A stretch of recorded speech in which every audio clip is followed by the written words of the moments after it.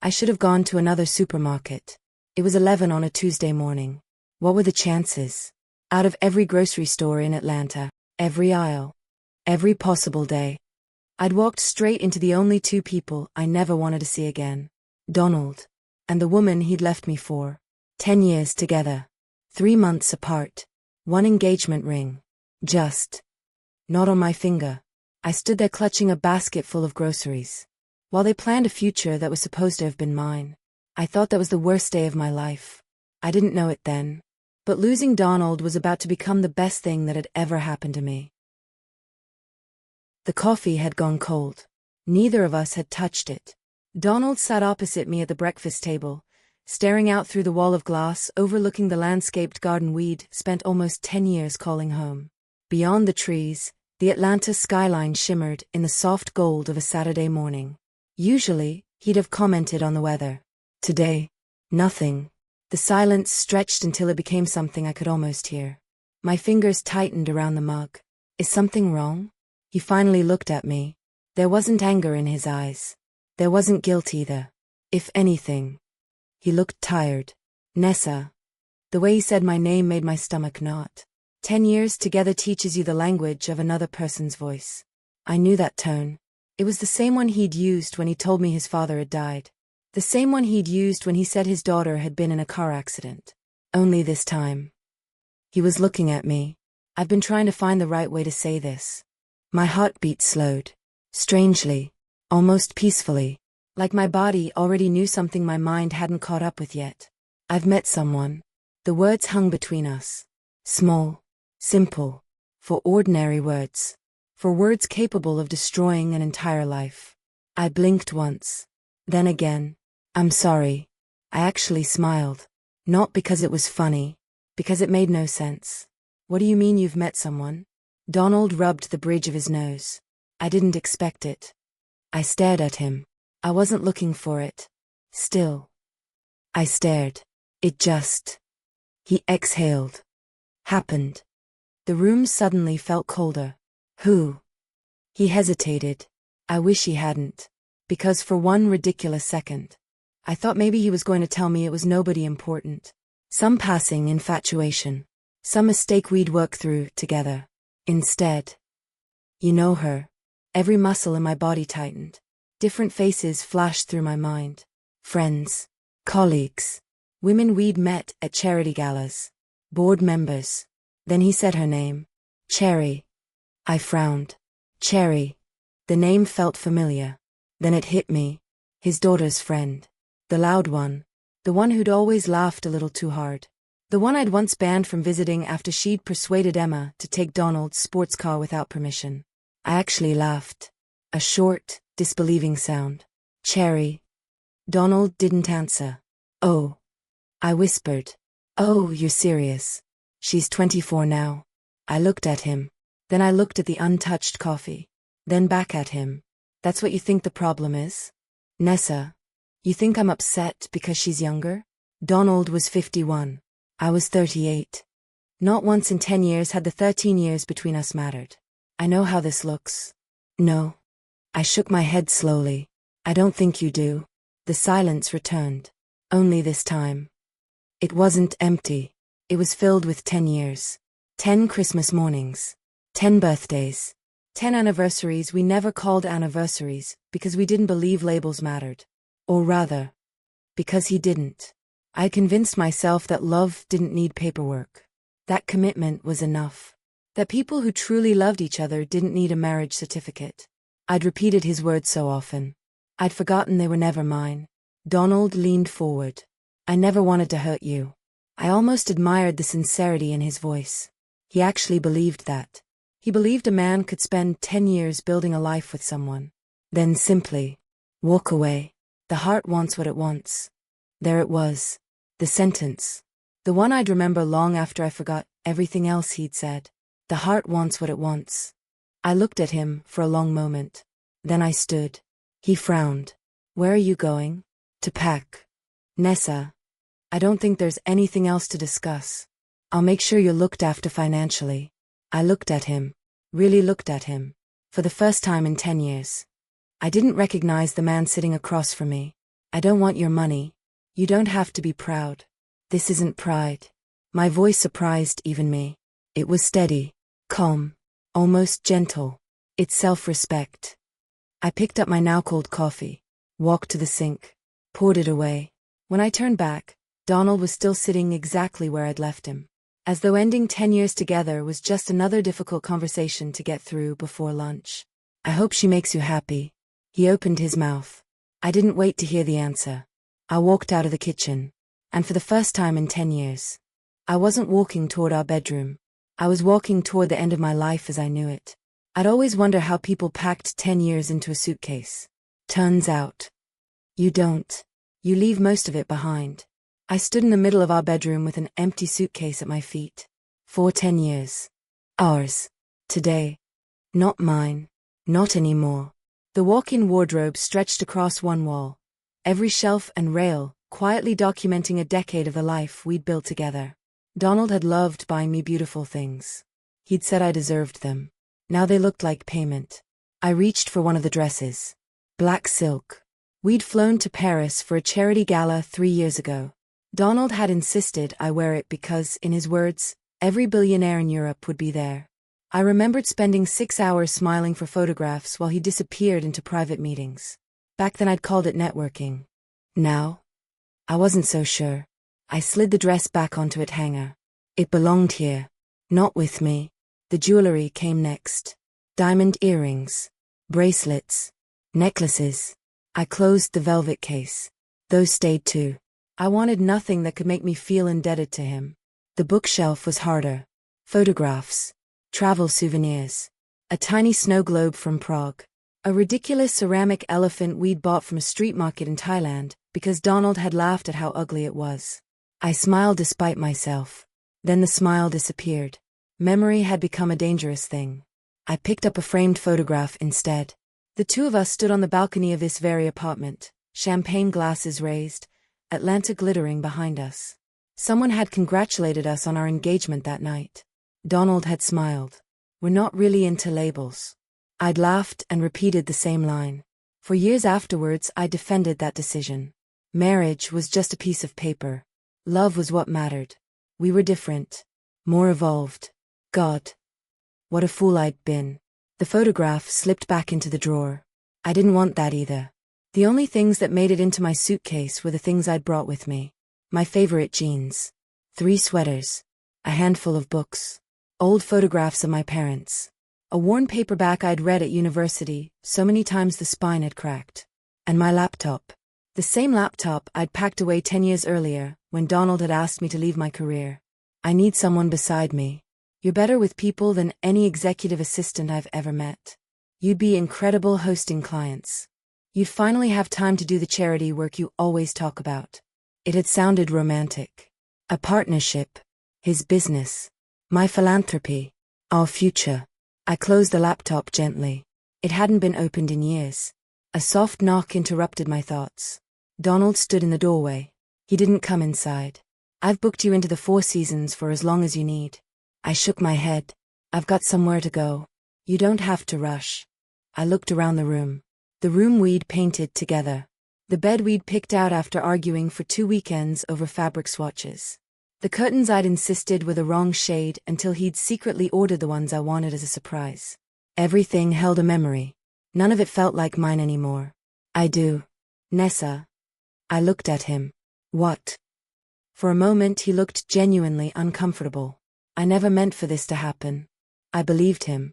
That was the worst part. He hadn't planned to destroy me. He'd simply decided his happiness mattered more than mine. I know.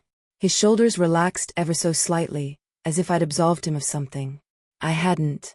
I picked up the suitcase. It was enough for tonight. The rest of my things I'd collect later. Today I only needed enough to walk out that front door. As I reached the front door, my eyes landed on the small silver frame sitting on the hallway console. It wasn't a photograph of us. It was from our commitment ceremony. No white dress. No church. No vows before God. Just family. Friends. Promises.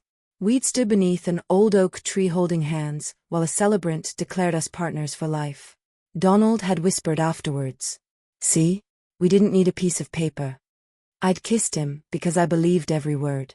I turned the frame face down. Not out of anger. Out of mercy. Some memories deserved to stay buried. Without looking back, I opened the front door.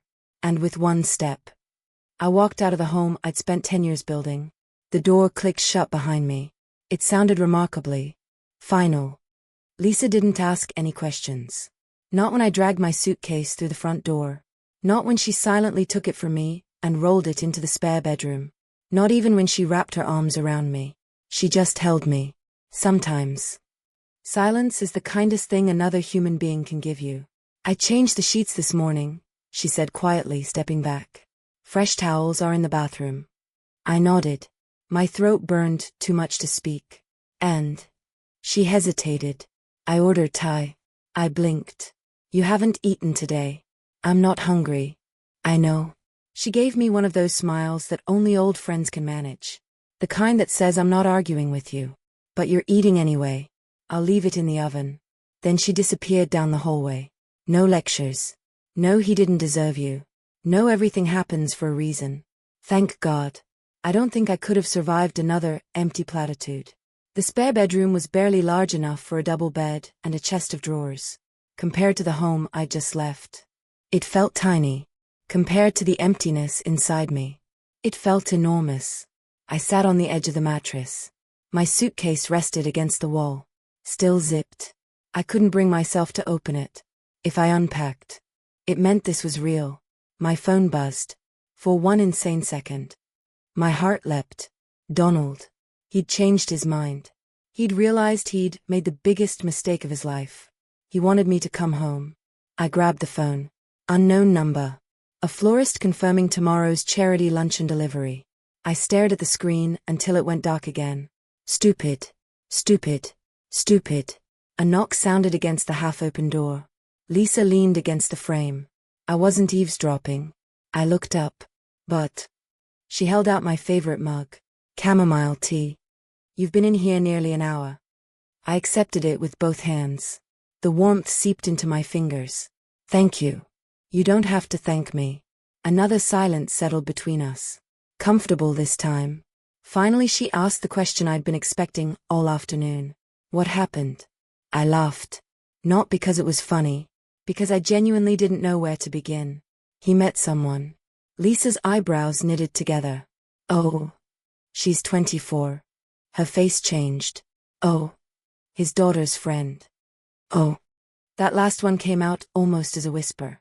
She walked over and sat beside me. Neither of us spoke. Eventually she asked, did he at least have the decency to look ashamed? I stared into the steam curling from my mug. No. Angry? I shook my head. He looked. I searched for the word. Relieved. Saying it aloud broke something inside me. The tears came without warning. Not loud. Not dramatic. Just quiet. Endless. Lisa slipped an arm around my shoulders and let me cry. She didn't try to stop me. Didn't tell me I was strong. Didn't remind me I'd get through this. She simply stayed. Somewhere in the apartment, a timer chimed. The food was ready. Neither of us moved. After a while, I wiped my face with the sleeve of my sweater. I keep thinking he's going to call. Lisa didn't answer. I know he won't. Still. I couldn't stop glancing at my phone. Waiting. Hoping. Praying. That the last 10 years hadn't really ended over a cup of cold coffee. That somehow, tomorrow morning I'd wake up, walk back through the front door, and discover this had all been a nightmare. Deep down, I already knew the truth. Nightmares end. This was only just beginning. People always say time heals. It doesn't. Not at first. At first. Time just gives the pain more room to settle in. The days blurred together until I couldn't tell one from the next. Morning. Afternoon. Night. The only reason I knew another day had passed was because the sunlight moved from one side of Lisa's apartment to the other. Most mornings, I'd wake up convinced I'd dreamed everything. Then I'd hear the unfamiliar hum of the refrigerator, the creak in the hallway floorboards, the distant traffic outside. Reality would come rushing back before my eyes were even fully open. Donald had left. Cherry. 10 years. Gone. I stopped answering my phone. Friends texted. Family cold. Old colleagues reached out after hearing whispers that I disappeared from the charity circuit. I ignored them all. I didn't have the energy to explain a heartbreak I didn't understand myself. Lisa never pushed. Every morning, she'd knock softly on my bedroom door. I'm leaving for work. Sometimes I'd answer. Sometimes I wouldn't. She always left a plate in the fridge anyway. By evening, most of it was still there. One afternoon she came home carrying grocery bags and frowned when she opened the refrigerator. You haven't eaten. I'm not hungry. Nessa. I'm just not. She didn't argue. She simply warmed up a bowl of soup, carried it into my room, and placed it on the bedside table. Then she opened her laptop. What are you doing? Working. In here? She shrugged. If you're going to isolate yourself, then I'm isolating with you. Despite everything. The corner of my mouth twitched. You don't have to babysit me. I know. She never looked up from her screen. But I'd rather annoy you than lose you. The smile disappeared as quickly as it had come. I picked up the spoon. Not because I was hungry. Because she was right. I'd become someone I barely recognized. One morning I made the mistake of opening Instagram. The first photograph appeared before I could stop it. Donald. Cherry. Some rooftop restaurant overlooking the city. She was laughing. He was looking at her the way he'd once looked at me. The caption read, "Sometimes life surprises you in the best ways." Red heart. I stared at the little red heart for what felt like forever. Then I closed the app. Deleted it. Facebook followed. Then X. Then every other account I had. I didn't need strangers reminding me that my life had fallen apart. The bathroom became my refuge. Not because it was comforting. Because it was the only room where I could lock the door. Some days I'd sit on the cold tiled floor with my back against the bathtub for hours. Not crying. Not thinking. Just existing. The silence there was different. It didn't ask anything of me. One evening Lisa found me exactly where she'd left me that morning. She slid down the wall opposite me, still wearing her work clothes. Neither of us spoke. After a while she reached into the shopping bag she'd brought home. A chocolate chip cookie. From the little bakery around the corner. My favorite. She broke it in half. Held one piece out. I looked at it. Then at her. I don't want it. I know. She kept holding it there. I bought two. I sighed. Accepted the cookie. Took one bite. It tasted normal. For the first time in weeks, something did. Lisa smiled like I'd just accomplished something extraordinary. Maybe I had.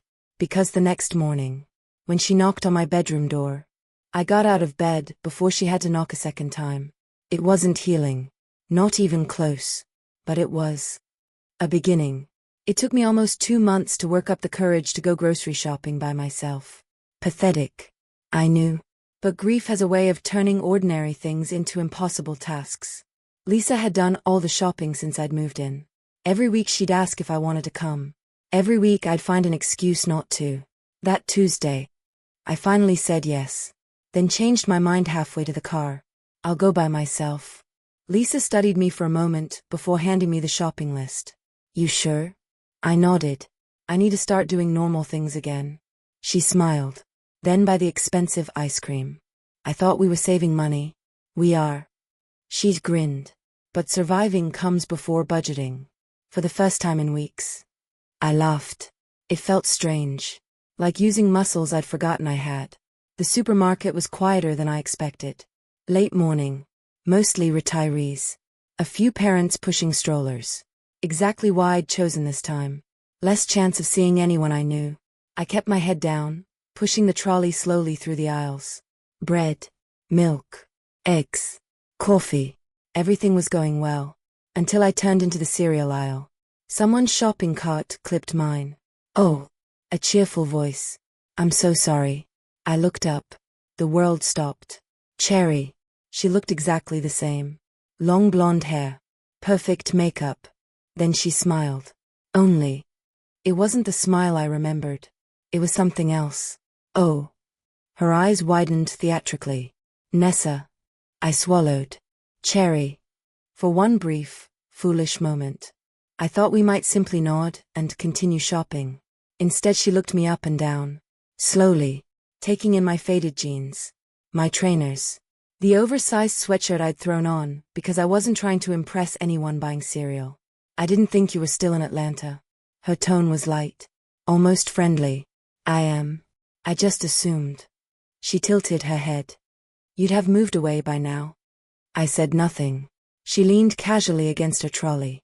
Although, she lowered her voice as though sharing a secret. Part of me wondered if you'd stayed nearby. My stomach tightened, hoping Donald would change his mind. The words landed harder than I expected. I wasn't. No? She smiled again. Good. Then, almost absent-mindedly, she brushed her hair behind her ear. The diamond caught the supermarket lights. It sparkled. Big enough that it didn't need an introduction. But she gave me one anyway. We're engaged. I stared at the ring. Not because I wanted to, because I couldn't seem to look away. It happened last week. Silence. She laughed softly. I suppose you probably already knew. I hadn't. She watched my face carefully, waiting, looking for something. Pain, jealousy, anything. When she didn't get it. She stepped closer. Do you remember when I was 16? I frowned. You used to give me and Emma curfews. Emma, Donald's daughter. You were always so. She searched for the word. Strict. I remembered. Sneaking out. Lying. Taking Donald's car without permission. I'd grounded them both. Donald had backed me. At least. I'd thought he had. Cherry smiled. I used to hate you. I blinked. What? You made my life miserable. She laughed. It's funny, really. I didn't understand.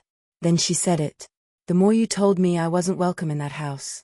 She glanced down at the engagement ring. The more determined I became to make it mine.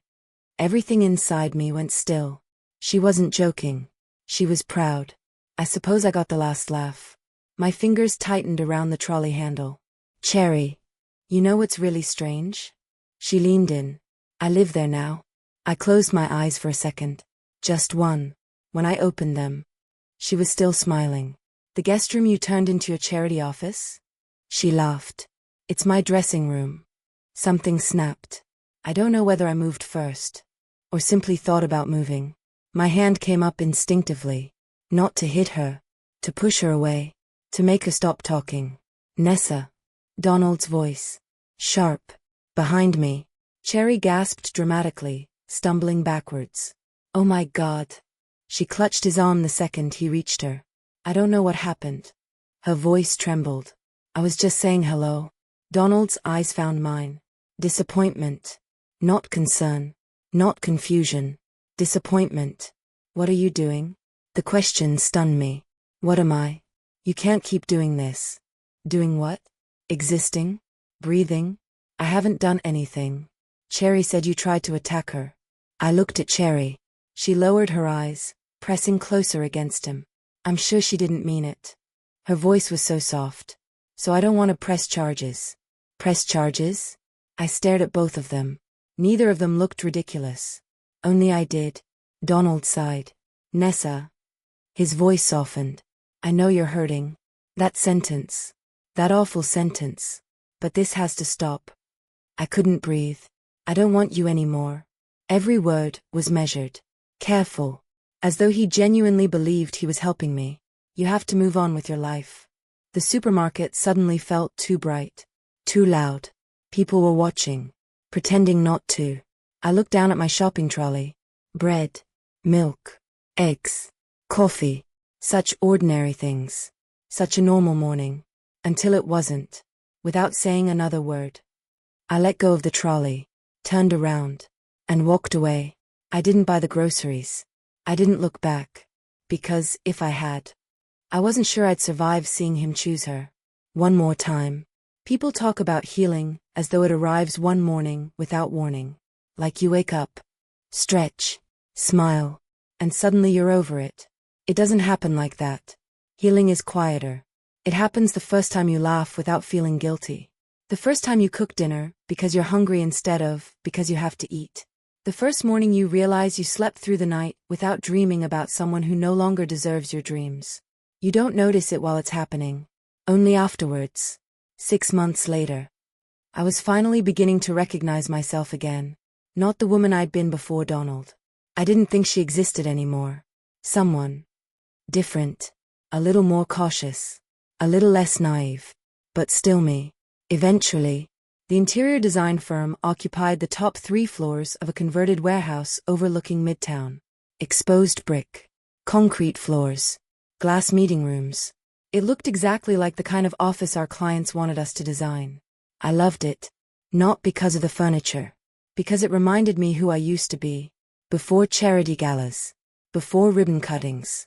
Before smiling politely while businessmen discussed mergers over expensive wine.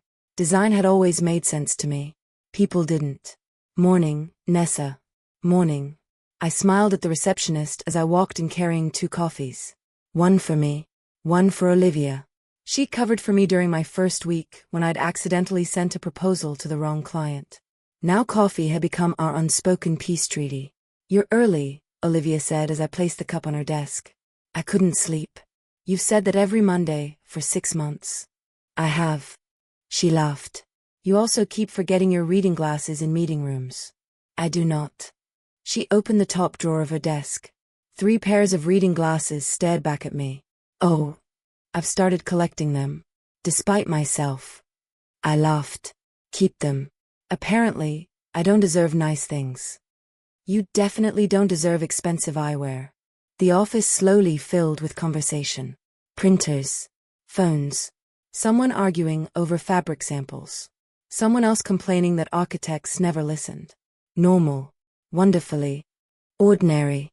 Exactly what I'd needed. That evening I let myself into Lisa's apartment balancing a takeaway bag in one hand and my laptop in the other. I'm home. In here. Lisa's voice floated from the living room. She was surrounded by wrapping paper. Balloons. Gift bags. And far more glitter than any adult should legally own. What happened in here? My birthday happened. I frowned. Your birthday isn't until Saturday. Exactly. She clapped her hands together. So we're celebrating Saturday. We. Yes. No. Yes. I've aged out of clubs. You are 39. I rest my case. Lisa rolled her eyes so dramatically, I thought they might disappear into the back of her head. You have spent 6 months hiding. I have not. You've spent 6 months working, reading books and voluntarily watching documentaries about Scandinavian furniture. They're fascinating. Nessa. She threw a sequined dress onto the sofa. I'm asking you as my best friend. I looked at the dress. Then at her hopeful face. Then back at the dress. I don't think I'm ready. For what? People. Lisa's smile softened. She crossed the room and squeezed my hands. You don't have to stay all night. I won't know anyone. You know me. I mean, you don't have to dance. I definitely won't dance. You don't have to drink. I'll probably need one. She's grinned. That's the spirit. I sighed. When did you become this persuasive? The day you stopped arguing with me. I laughed again. It came easier now. Still unfamiliar. But easier. Lisa pointed at the dress. So? I'll come. She squealed. But. I held up a finger. The second I get uncomfortable.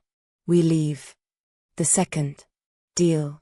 She pulled me into a hug before I could change my mind. For a moment. I hugged her back. Maybe she was right. Maybe surviving wasn't enough anymore. Maybe. It was finally time to start living again. The music hit me before I even stepped through the doors. Heavy bass. Flashing lights. Laughter bounced off polished concrete walls while colored lights swept lazily across the packed dance floor. I almost stopped walking. This was a mistake. Lisa linked her arm through mine before I could turn around. You've been saying that since we left the apartment. Because it keeps being true. She laughed. For one night. She squeezed my arm. Pretend you're still fun. I was never fun. You dated a millionaire. I organized charity galas. You drank champagne in Monaco. I organized the seating plan. Lisa groaned. You really know how to ruin a fantasy. The hostess led us towards a reserved booth overlooking the dance floor. The others were already there. Birthday balloons. Cocktails. Too many people talking over one another. Someone hugged me. Someone handed me a drink. Someone suggested shots. Within minutes half the group had disappeared onto the dance floor. Lisa looked back at me. You coming? I glanced towards the sea of moving bodies. I'll just embarrass you. You've never embarrassed me. I've known you 20 years. Exactly. She pointed a warning finger at me. Don't disappear. I won't. She smiled before vanishing into the crowd. I looked down at my drink. The ice was already beginning to melt. Round. Round. Round. The straw circled lazily beneath my fingers. I wasn't sad. Not really. Just out of place. Like everyone else had received instructions on how to enjoy themselves. And mine had somehow been lost in the post. I hated clubs. Too loud. Too many people pretending to be someone else. Unfortunately, some meetings couldn't happen in boardrooms. So here I was, listening to a venture capitalist explain why reducing executive protection would improve quarterly profits. Idiot. I let him talk. My attention drifted. Old habits. Every entrance. Every exit. Security cameras. Staff. Potential threats. My grandfather used to tell me, the day you stop observing is the day someone surprises you. He'd never been wrong. Then I saw her. She wasn't dancing. She wasn't taking selfies. She wasn't looking around to see who was watching. She sat alone, turning a straw around inside a glass she'd barely touched. One of her friends shouted something from the dance floor. She smiled politely. Then the smile disappeared. Interesting. Most people came to clubs hoping to be noticed.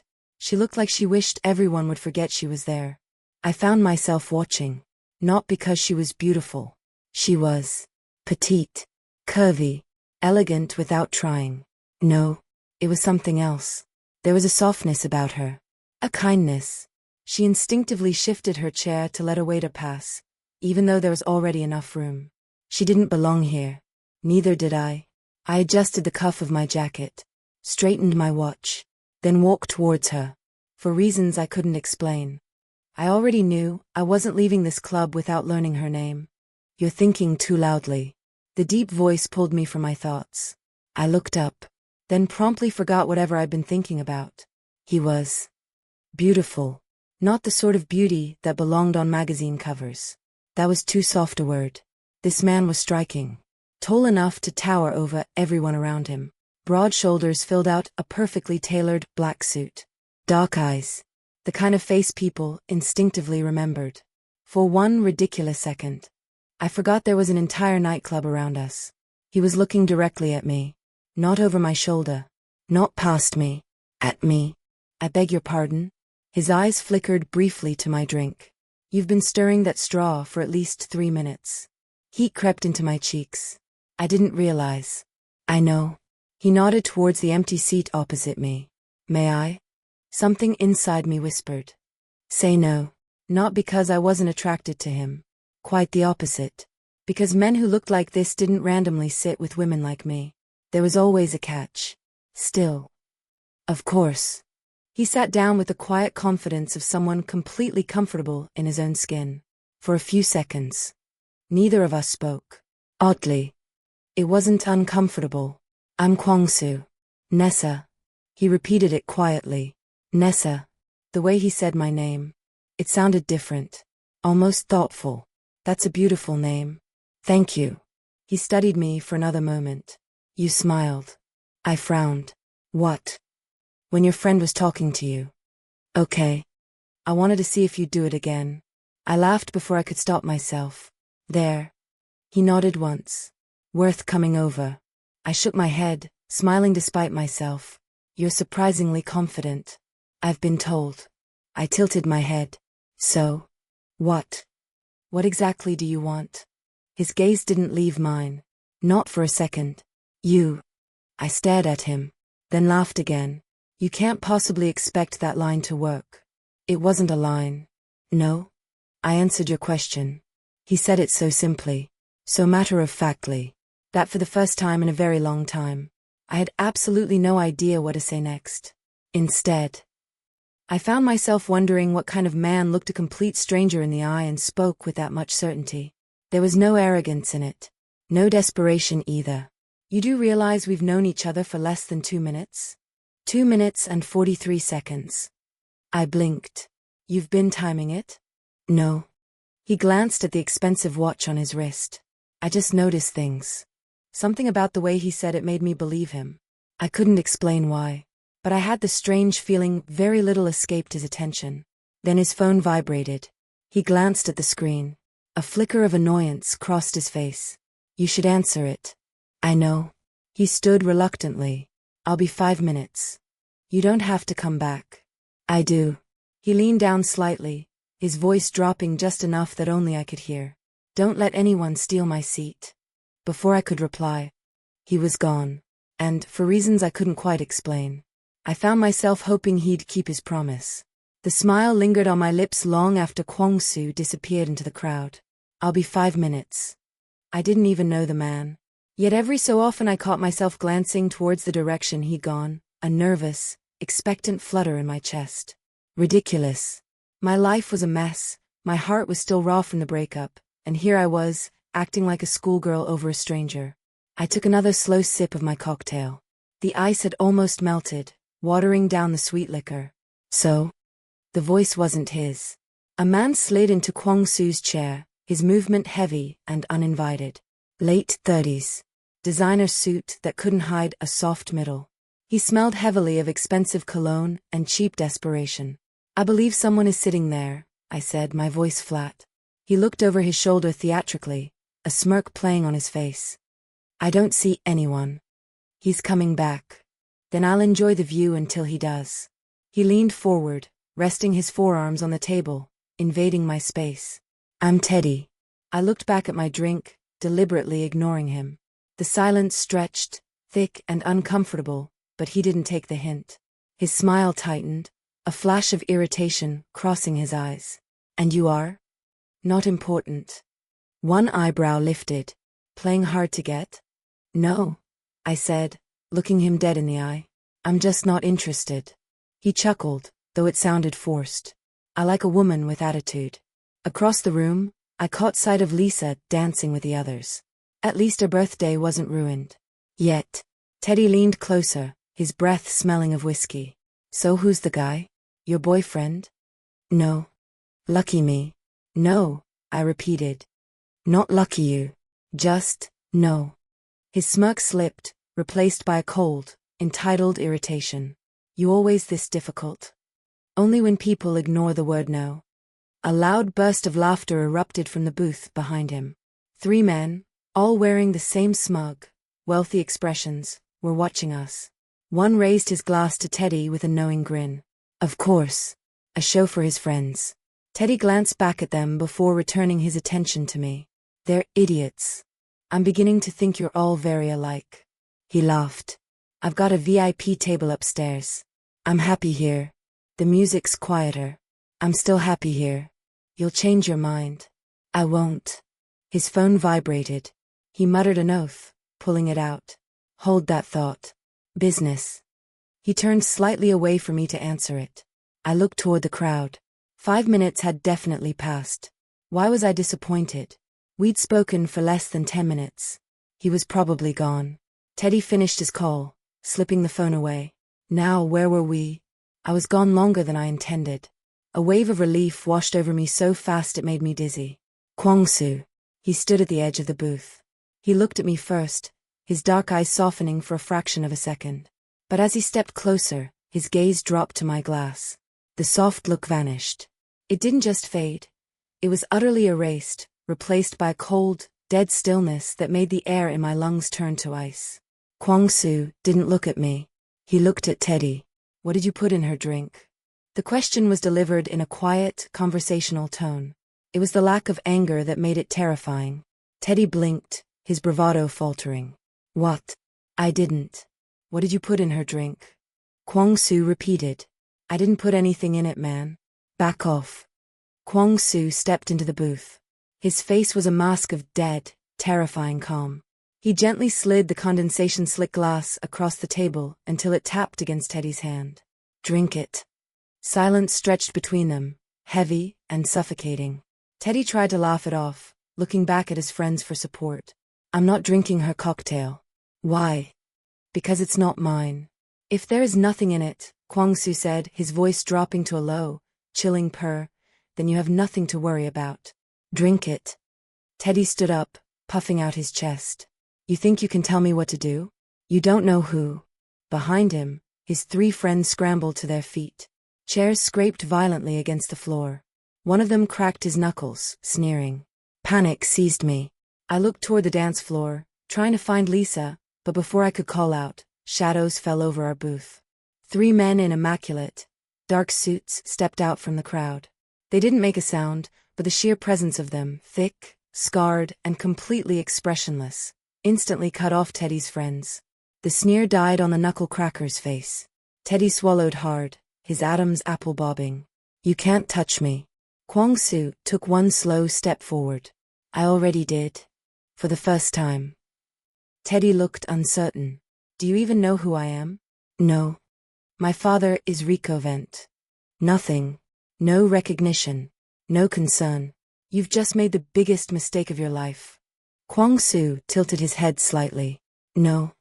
A beat. You did. His hand moved. I never saw it leave his side. A sharp crack echoed through the club. Teddy collapsed sideways, clutching his neck as he gasped for air.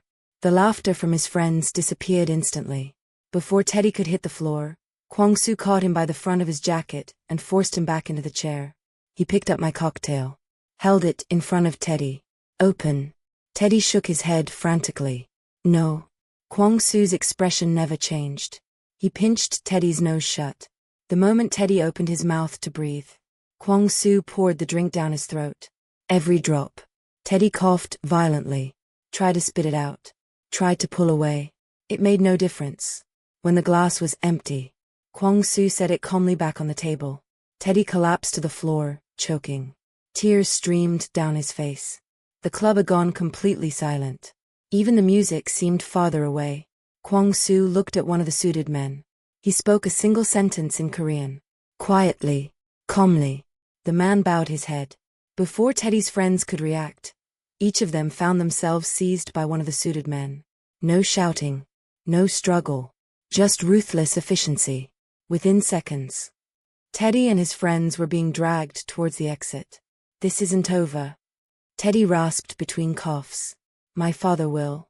The doors slammed shut behind him. Silence. Nobody moved. I realized I'd been holding my breath. Slowly. Conversation resumed. Someone laughed nervously. A bartender carried on pouring drinks. The DJ never stopped the music. Within moments, the club behaved as though nothing extraordinary had happened, which somehow frightened me even more. By the time Lisa reached the table, Teddy and his friends were gone. Her eyes darted between me. The empty glass. The doors Teddy had just disappeared through. And Kwang-su. What the hell? She whispered. I couldn't answer, because I was still staring at the man in front of me. The same man who'd smiled when I laughed. The same man who'd told me I had a beautiful name. The same man who had just calmly forced another human being to drink from my glass. I should have been frightened. Maybe part of me was. Not because I thought he'd hurt me, but because I'd just watched him become something entirely different in the space of a heartbeat. Calm. Controlled. Uncompromising. There was something terrifying about that kind of control, as though sensing my thoughts. He turned towards me. The hardness left his face. His shoulders relaxed. His eyes softened. Nessa. His voice was gentle again. Did he touch you? I opened my mouth. Nothing came out. He waited. Patiently. Not rushing me. Not reaching for me. Just waiting. Finally, I managed the smallest shake of my head. No. A faint smile returned to his face. Good. For reasons I couldn't explain. That single word made me feel safer than anything else he could have said. Lisa was the first to find her voice. What the hell was that? Nobody answered. She looked at me. Nessa. I swallowed. I didn't know. I genuinely didn't know. Kwang-su looked at Lisa. I'm sorry your birthday was interrupted. She stared at him. Then blinked. Interrupted. He nodded once. That wasn't exactly how I pictured the evening ending. Lisa opened her mouth. Closed it again. I almost laughed. Almost. Even she didn't know what to say. One of the men in the dark suits stepped quietly beside Kwang-su. He leaned down and murmured something in Korean. Kwang-su listened without taking his eyes off me, then replied with a short sentence. The man nodded once and disappeared back into the crowd. It was as though he'd never been there. I realized. I still didn't know who these people were. Kwang-su turned back to me. You're shaking. I looked down. My hands trembled. I hadn't even noticed. I'm fine. No. His voice was gentle. You're trying to be. Something inside me cracked. Not tears. Just the effort. I don't understand what just happened. I know. You knew he'd done something. Yes. How? A faint smile touched his lips. He wasn't interested in talking to you. I frowned. He was interested in your drink. I looked down at the empty glass. Then back at him. You mean? He nodded once. I had one of the bartenders keep an eye on your table while I took the call. That stopped me. You. What? I wasn't comfortable leaving you alone. You'd known me for 10 minutes. I know. He said it as though it explained everything. For some reason. It almost did. Lisa looked between us. Then back at Kwang-su. So, you're telling me he drugged her? He attempted to. And you just. She gestured helplessly towards the front doors. Did all that? I prevented him. Lisa stared. I think we're defining prevented differently. For the first time since he'd returned. Kwang-su smiled. A genuine smile. Small. Almost amused. I've been told that before. I couldn't help it. A laugh escaped me. Tiny. Disbelieving. But real. Both of them looked at me. What? I asked. Lisa pointed. You're laughing. I hadn't realized. The laughter faded as quickly as it came. I'm sorry. Don't apologize. Kwang-su's voice was quiet. I like hearing you laugh. Heat crept into my cheeks. Lisa noticed. Of course she noticed. She looked at him. Then at me. Then suddenly smiled. A very knowing smile. Oh. She said. Oh. I frowned. What? Nothing. It definitely wasn't nothing. She stood up, grabbing her handbag. I'm going to rescue my birthday before somebody else gets assaulted. Lisa. She leaned down and kissed my cheek. I'll text you. Then she looked directly at Kwang-su. I'm trusting you. His expression didn't change. You can. She held his gaze for another second. Then nodded once. Good answer. Before I could stop her. She walked away, leaving me alone with him. I stared after her. She did not just abandon me. I believe she did. I sighed. I'll be making her regret this tomorrow. I imagine you will. Silence settled between us. Not awkward. Just quiet. He looked at me for a long moment. You're still frightened. I considered lying. Instead. A little. Of me? That surprised me. I thought about it. Really thought about it. Then slowly. I shook my head. No. His eyebrows lifted ever so slightly. I don't think I am. Good. Another pause. Then. Come and have dinner with me. I blinked. Now? Yes. I looked around the club. At the flashing lights. At the people dancing. At the empty chair Teddy had occupied. At Kwang-su. The most dangerous man I'd ever met. Who somehow was also the gentlest. I don't think that's a good idea. Why? Because I have absolutely no idea who you are. He smiled. Then dinner seems like the perfect place to find out. The restaurant was closed. At least. It looked closed. The lights inside were dim. The chairs had already been placed upside down on the tables. A young hostess unlocked the front door before we even reached it. Good evening, Mr. So. She bowed slightly. Not dramatically. Just. Respectfully. Kwang-su nodded. Thank you. She smiled at him. Then looked at me. Welcome. As we stepped inside, I glanced back through the glass doors. The sign still read. Closed. I frowned. They're opening just for us? They're staying open. There's a difference. He looked at me. I suppose there is.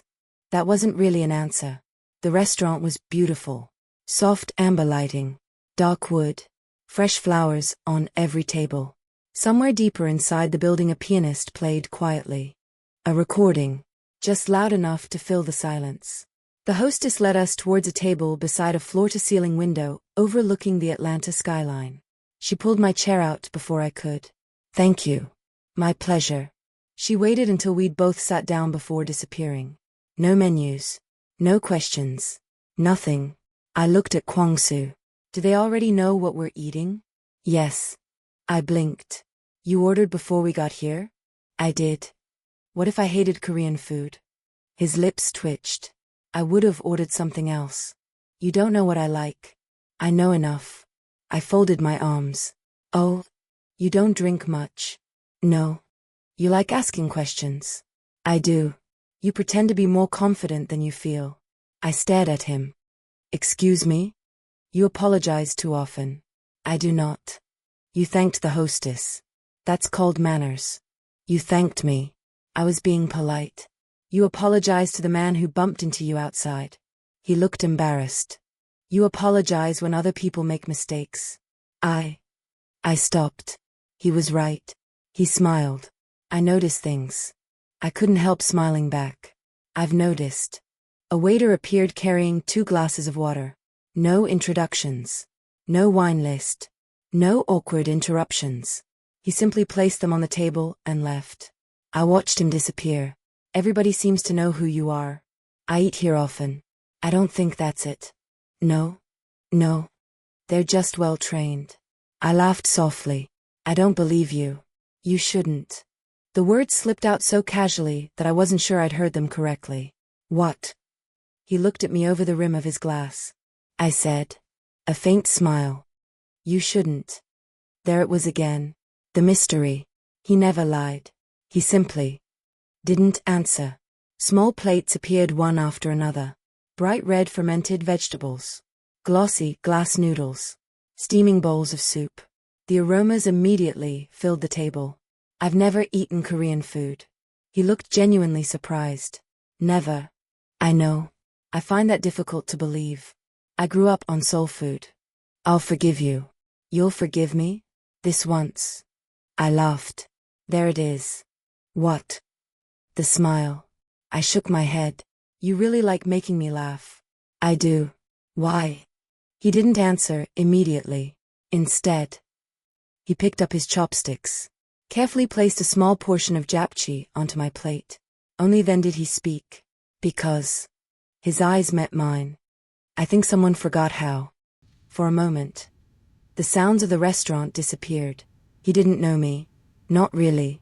Yet somehow, he'd seen straight through me. I looked down at my plate. Suddenly unable to hold his gaze. You're wrong. Am I? I still laugh. He nodded. Yes. A pause. But only for other people. That one hurt. Because it was true. For the first time that evening. I asked the question I'd been thinking since the club. What do you do? I own a company. What kind of company? Security. I smiled. That sounds very. I gestured vaguely. Broad. It is. So. What kind of security? Corporate. That's all. No. What else? He took another sip of water. Executive protection. I nodded. Makes sense. Risk assessment. Home. Cybersecurity. Okay. He looked at me. And occasionally, a tiny pause. People ask me to solve problems. I smiled. What sort of problems? The expensive kind. I laughed again. You really aren't going to tell me anything, are you? I've told you quite a lot. No. You've asked the wrong questions. That made me stop. What would the right questions be? He smiled. I was hoping you'd tell me. I looked at him for a long moment. Fine. He waited. How old are you? One dark eyebrow lifted. Was that the question? I've been wondering since the club. And? I know you're younger than me. There. I'd said it. He didn't seem surprised. Does that bother you? I don't know yet. A faint smile touched his lips. I'm 29. For a second. I thought I'd misheard him. 29? Yes. I stared at him. He looked older. Not in his face. In the way he carried himself. The confidence. The calm. The quiet authority. Nothing about him felt 29. I thought. I stopped myself. What? I don't know. I laughed awkwardly. 33. Is that better? It would have been easier. He rested his forearms lightly on the table. How old are you? I hesitated. I just turned 39. He nodded once. Okay. I blinked. Okay? I asked. You don't seem surprised. I wasn't. You knew? I suspected. How? You've lived. I frowned. That's not an age. No. His eyes stayed on mine. It's experience. I looked away first. Somewhere inside me, something quietly folded in on itself. 10 years. 10. I'd spent the entire evening forgetting every reason I shouldn't be attracted to him. Now, life had kindly reminded me. The conversation continued. I smiled. I laughed. I asked questions.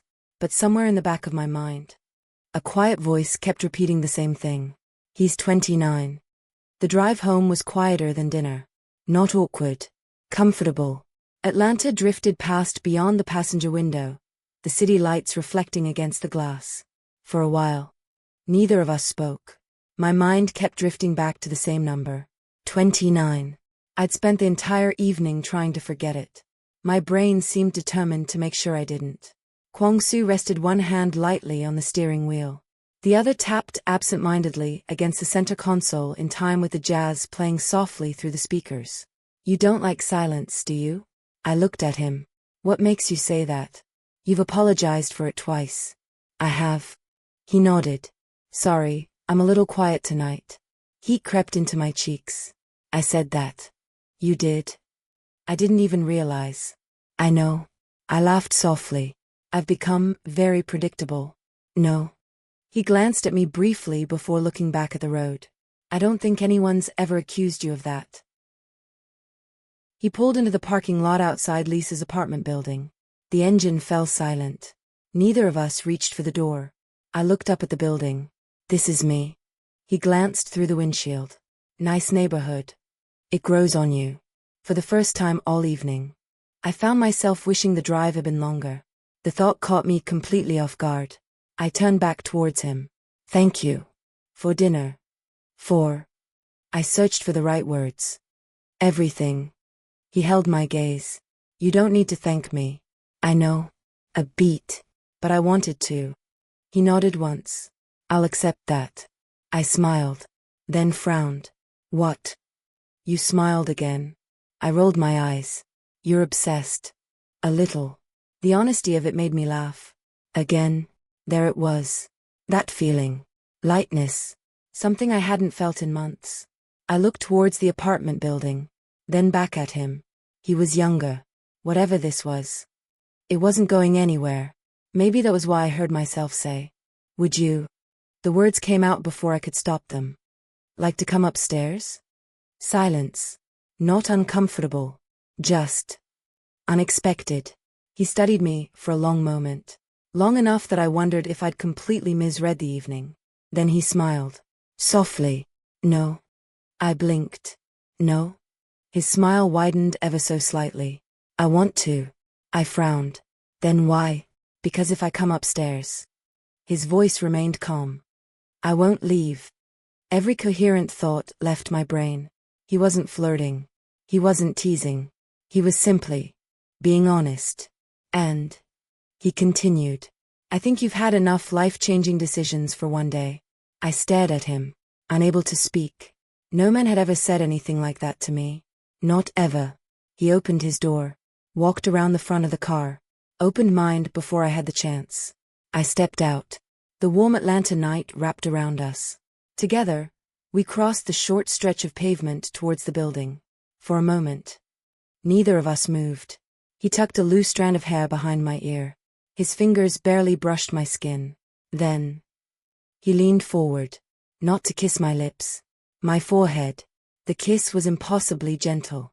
Gone almost before I felt it. Good night, Nessa. My name. Again. The way he always said it. As though it belonged only to me. He stepped back. Opened the apartment building door. Waited until I stepped inside. Only then did he turn and walk back towards his car. I watched him through the glass until the taillights disappeared into the night. Lisa was waiting in the living room. Arms folded. One eyebrow raised. Well? I leaned against the closed front door. still trying to process everything. Well, did you kiss him? I shook my head. No. She frowned. He didn't kiss you? I smiled despite myself. He kissed my forehead. Lisa blinked. Your forehead? I nodded. She stared at me for several seconds. Then quietly said, Oh. What? She walked over, placed both hands on my shoulders. Nessa. Her voice had lost all teasing. I think you're in trouble. I laughed. Why? She smiled knowingly. Because that man isn't trying to sleep with you. He's trying to keep you. Lisa disappeared down the hallway, leaving me alone in the living room. The apartment suddenly felt very quiet. I looked down at my phone. One unread message. Kwang-su. Good night, Nessa. That's all. No flirting. No pressure. I stared at the screen for a long time. 29. The number refused to leave my head. 29. 10 years younger. What was I even doing? He deserved someone his own age. Someone who wasn't carrying 10 years of heartbreak. Someone who hadn't spent the last 6 months trying to remember how to smile. I wasn't that woman anymore. Maybe I never would be again. My thumb hovered over the screen. For one ridiculous second. I almost replied. Instead, I opened his contact. Blocked. The screen asked, Are you sure? I closed my eyes. No, I whispered. But I'm doing it anyway. My thumb pressed the button. The contact disappeared. I stood there staring at the empty screen, trying to convince myself. I'd just done the right thing. Deep down, I already knew. I just blocked the only man who'd made me laugh in months. I thought I'd made the right decision. I couldn't have been more wrong.